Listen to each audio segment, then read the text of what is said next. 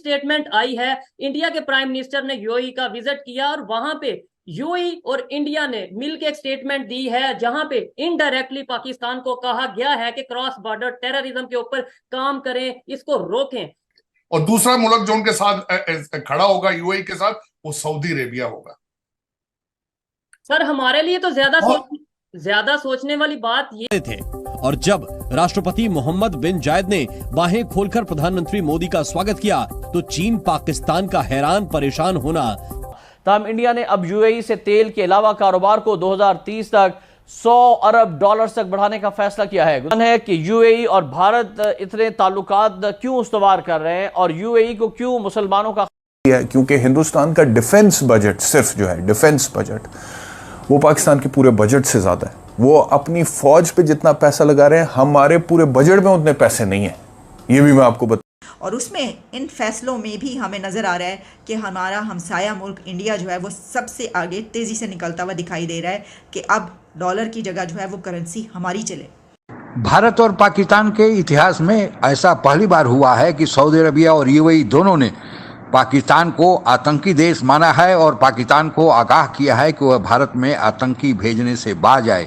यही नहीं, यूएई ने तो यहाँ तक कह दिया है कि पाकिस्तान कश्मीर को भूल जाए। आगे की चर्चा सुनते हैं। खड़े हैं अब तो इंडिया और यूएई मिलके ये कहते नजर आ रहे हैं कि पाकिस्तान को चाहिए कि क्रॉस बॉर्डर टेररिज्म को कंट्रोल करे, इसके ऊपर काम करे। क्या कहना चाहेंगे सर?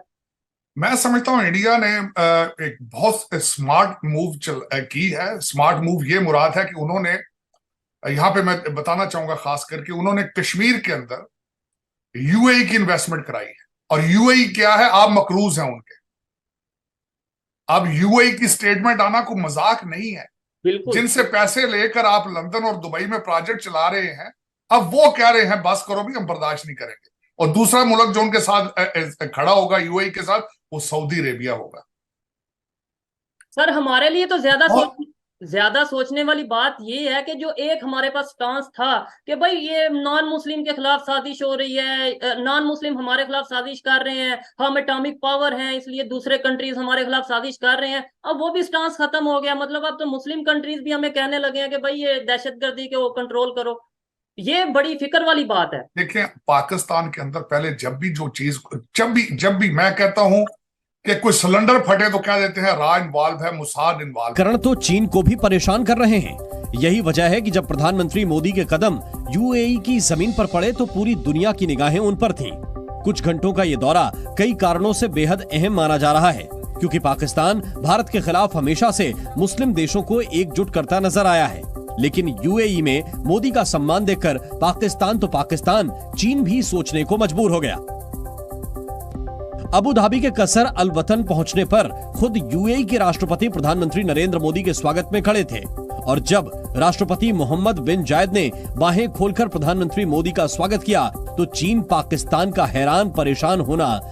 तमाम इंडिया ने अब यूएई से तेल के अलावा कारोबार को 2030 तक 100 अरब डॉलर तक बढ़ाने का फैसला किया है। गुज़िश्ता साल दोनों के दरमियान होने वाला जामे इक्तिसादी पार्टनरशिप यानी CEP मुआहिदा इंडिया और मुत्तहदा अरब अमारात के बढ़ते हुए ताल्लुकात में अहम किरदार अदा कर रहा है।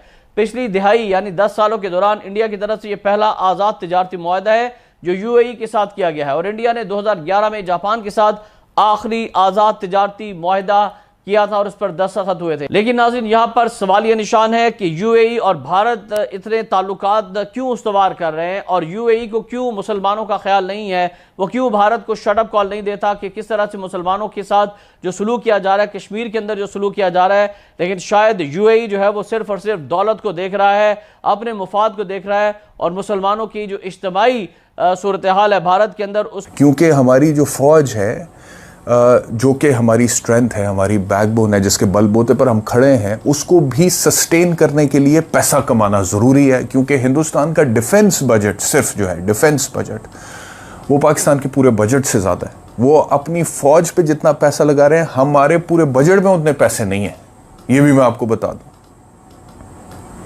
तो पैसा जब इस लेवल पे वो कमा रहे हैं और हम यहाँ पर, गुर्बत उधर भी है, बेरोजगारी उधर भी है, गुर्बत इधर भी है, मौशी मसाइल वहाँ पे भी है, इसमें कोई शक नहीं। But at the same time जो एक फंडामेंटल अप्रोच है कंट्री बिल्डिंग की, नेशन बिल्डिंग की, मुल्क को बनाने की, कारोबार की तरक्की की, इकोनॉमी की, उसको उन्होंने नहीं छेड़ा, उसके ऊपर वो फोकस करे। हमारे यहाँ पे अभी एक हुकूमत आती है, दूसरी आती है, वो पहली का किया दरख्त फारिग करती है।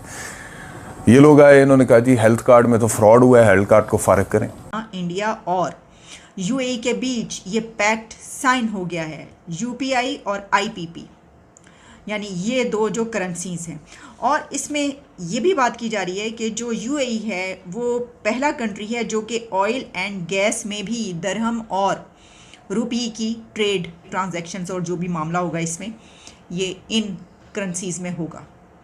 तो डॉलर जो है वो जाहिर है कि इस तरीके से पीछे चला जाएगा। ये जो दो पैक्ट साइन हुए हैं तो कम से कम जिस हद तक ये फैसले हुए हैं और जो एमओयू साइन हुए हैं उसकी टर्म्स एंड कंडीशंस जो भी हैं उसके मुताबिक उस हद तक तो डॉलर को उन्होंने बीट कर दिया। लेकिन अभी तो बहुत आगे जो है वो ये तमाम मामला जाएंगे, आप देखें, क्योंकि दुनिया में ये वाले फैसले अब किए जा रहे हैं और उसमें इन फैसलों में भी हमें नज़र आ रहा है कि हमारा हमसाया मुल्क इंडिया जो है वो सबसे आगे तेज़ी से निकलता हुआ दिखाई दे रहा है कि अब डॉलर की जगह जो है वो करेंसी हमारी चले। ने निकाल लिया है कि उन्होंने कश्मीर में और सारी इन्वेस्टमेंट्स जो करा दी है सऊदी अरेबिया और यूएई की, जो आपको कर्ज देते हैं, जो आपको कर्ज के तोहफे देते हैं, जो आप तोहफे लेकर आते हैं, कहते हैं कि जी हमने कौम को तोहफा दिया है कर्ज का, तो अब उनसे कराई इन्वेस्टमेंट ताकि आपको आपके ऊपर प्रेशर आ सके। और वही प्रेशर उसके रिजल्ट में आज यूएई ने कहा है कि अपने इन चीजों को रोका जाए, इनको देखा जाए। लेकिन मैं समझता हूं कि अब आप कह रहे हैं यूएई ने स्टेटमेंट दी, मुसलमान मुल्कों ने स्टेटमेंट दी है, 7 मुसलमान मुल्कों ने मोदी साहब को हाईएस्ट सिविलियन अवार्ड पहले दे दिया। बिल्कुल, आपको पता होगा, ये आज की बात नहीं है, दर्जन से ज्यादा कंट्रीज ने उनको हाईएस्ट सिविलियन अवार्ड दिए हैं, जिनमें मेजॉरिटी मुस्लिम कंट्रीज हैं और ज्यादा मशरके वुस्ता की स्टेट्स जो हैं। रिसेंटली इजिप्ट ने अवार्ड दिया, रिसेंटली कुछ टाइम पहले, 1 हफ्ता 2 हफ्ता पहले।